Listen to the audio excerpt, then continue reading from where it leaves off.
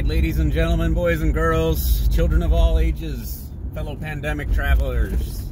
This is Seattle Pandemic Shutdown, day 77, I believe.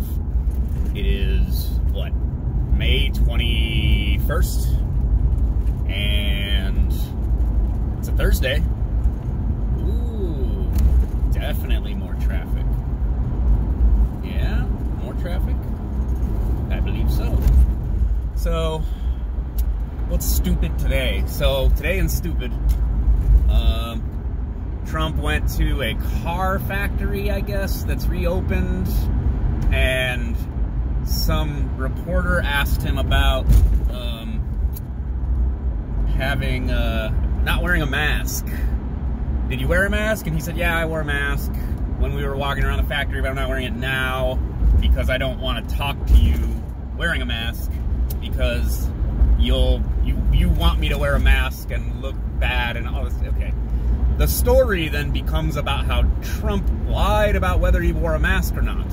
And it's just obnoxious nonsense. Again, this is the kind of fake news garbage where, yeah, it could be some kind of issue if he wasn't wearing a mask. He's not modeling the behavior for everyone else, because now we're all obsessed with everyone being a Karen and telling everyone to wear a mask. Okay, he gets tested frequently. He doesn't have the disease. He doesn't really need to wear a mask. That part of the mask wearing is for people who are sick, to stop breathing it out on people. God, like, and then you have to argue with these narratives like on social media. Well, you don't have to, but I do. We all do, because this is just stupid, pointless nonsense. So anyways, what else is going on? I think that we had a couple more counties go phase 2, or they've applied for phase 2. You have to get approval from the governor, and then, but I don't understand is, so a casino can open in one county that's phase 2, I guess, but then you can go from King County to that county, and there's nothing stopping you from going there. I had a friend, I have a friend who lives outside of King County, and he said he went to the dump to get rid of stuff, and they were not allowing people to dump if their, like, license plates were from a different county. I'm not sure what that's all about, just to keep the dump workers safe from getting transmission from people from, like, say, King County bringing stuff and dumping it. I don't quite know. Wow, look at that rain cloud right there. It's been a beautiful spring. It's still wonderful. Oh, there's a big, huge rainstorm heading west, looks like, or east rather. Huh. Anyways, other news. Joe Biden continues to do videos from his house and mumble incoherently as, like, worms slowly eat his brain or whatever. And he got caught up now with a supposed audio tape that's been confirmed, I guess, of him talking to the former president of Ukraine, Poroshenko, the guy who was allegedly firing people when Biden told him to because there was an investigator. You remember the Ukraine Gate thing? Well, now there's tape of Biden talking to him, and yeah, it sounds like they agreed to fire the guy because that's what Biden asked him to do. I don't know. I'm just really tired of anything involving Russia and Ukraine in our politics at the moment. I assume there are many people who are with me on this, but of course we do need to investigate this kind of stuff because this is potentially crimes, and I don't know. Again, everything is stupid, and we live in Groundhog Day pandemic hell, and yeah, so I guess we gotta argue about that for the next year or however long that takes. But yeah, the news is stupid, Congress is stupid, our politics are stupid.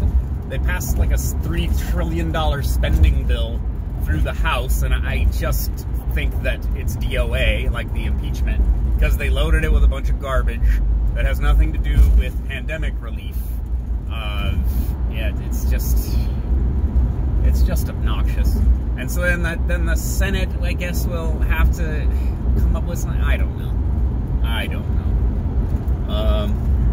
No one knows. But, you know, I noticed something. There are positives to the pandemic. pandemic positives. When you can't go out to bars and buy overpriced alcohol and restaurants and buy overpriced food, you can save a lot of money. Now, there are like some YouTube channels like Depression era cooking, where an ancient old lady tells you about cooking during the Great Depression when they were low on food. Oh my goodness, dude, are you coming over? I mean, you're not in a sports car, bruh. You can fit, but make it play. Why are we stopping, though? Why is this happening? Ugh. Depression era cooking. You know, just some potatoes, maybe a little bit of sausage if you have it, and, you know, onion, and some whatever kind of sauce you can get, some tomato sauce kind of thing, pour it over the top, makes a great big batch of food, and it's pretty much dirt cheap. Binging with Babesh and basics with Babesh is good too. He'll teach you how to, you know, how to make how to roast a whole chicken, right? You get a whole chicken for like $10, and you can eat that sucker for days.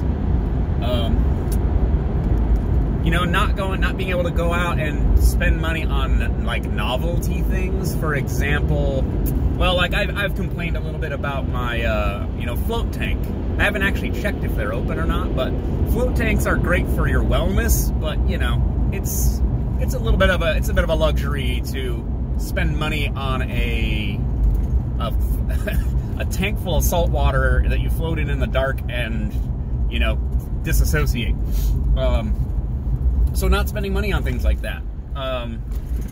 You know, indoor skydiving or all these kinds of things that you might spend your money on, escape rooms and everything else, they're great fun, and those are local businesses that you support by going and, you know, doing the thing. But if you can't, what do you do with that money? Well, apparently people are still shopping on Amazon and buying random stuff. Yeah, pandemic lesson for everybody. Like, if you're like me and you're one of those kind of millennial-ish student loan debt havers who will never own a home, but unless a bunch of people die off or something. If you're like me and you've been a starving artist since like 2007, struggling to get by is life. Like pinching pennies and, you know, keeping your change and then cashing it, like not buying frivolous things is life. So my life hasn't changed very much, but you have a whole bunch of people who are not prepared to be poor, I guess. You know, like they just don't have, they've never had the mindset that they will be wanting as severely maybe as a lot of people will be, if they aren't already. But yeah, managing money, learning how to cook, learning how to do all these things for yourself that you normally would pay other people to do. You know, learn how to cut your own hair. It's not that hard. It's hard if you want to look really great and you want to style it a certain way, or you need a dye job. You can do a box dye job and it'll look fine. It's just not as good as the in salon stuff.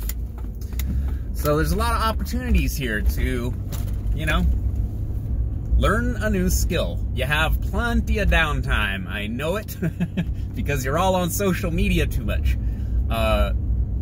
Take up drawing or something, you know? There's all kinds of free tutorials and all kinds of stuff to get a new skill. Again, like sewing. Learn how to sew. Learn to code. You know, if you've got a computer, you can get some video editing software, you know, edit together some short videos, start a YouTube channel, start a podcast, I guess, you know? Not that we don't have enough of those. I mean, yeah.